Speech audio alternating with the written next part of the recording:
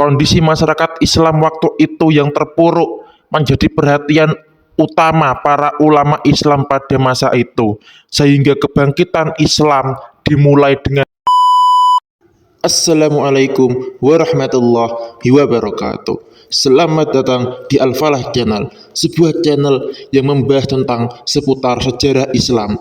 Maka dukung channel ini dengan like dan subscribe untuk perkembangan channel ini. Terima kasih. Pada episode sebelumnya, kita semua sudah membahas bahwa penyebab kemunduran dan kekalahan umat Islam pada Perang Salib pertama disebabkan karena kemunduran umat Islam dari segala bidang, entah dari bidang ekonomi, politik, agama, dan persatuan. Umat Islam bukannya bersatu untuk menghadapi invasi pasukan salib pada Perang Salib pertama. Malahan mereka sibuk dengan konflik internal sesama muslim. Bahkan yang paling parah, ada seorang sultan muslim yang meminta bantuan pasukan salib untuk melawan sultan muslim yang lainnya. Kondisi masyarakat Islam waktu itu yang terpuruk menjadi perhatian utama para ulama Islam pada masa itu, sehingga kebangkitan Islam dimulai dengan dakwah para ulama yang fokus memperbaiki masyarakat Islam, entah secara akhlak, secara moral, secara spiritual, dan secara ukhuwah.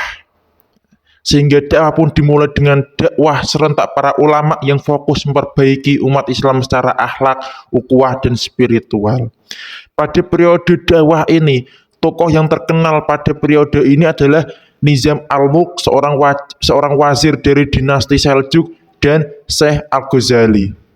Mereka berdualah orang yang paling berjasa pada periode dakwah ini. Nizam al-Mulk dia mendirikan Madrasah Nizamiyah pada tahun 1065 Masehi dengan tujuan untuk mengkader generasi-generasi Islam di madrasah itu, dan Syekh Al-Ghazali pada saat itu menciptakan sebuah buku yang bernama Ihya Ulumuddin, yang berarti menghidupkan kembali pengetahuan agama.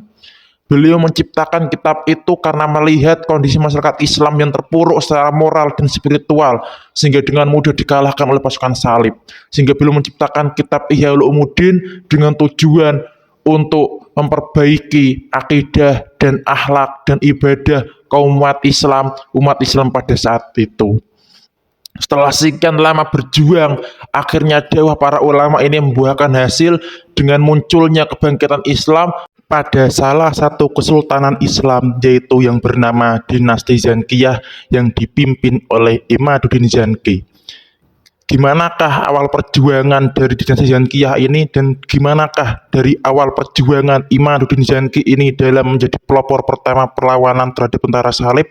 Maka selalu ikuti channel ini agar mendapatkan lebih banyak wawasan tentang sejarah Islam, dan sampai berjumpa di next video. Terima kasih.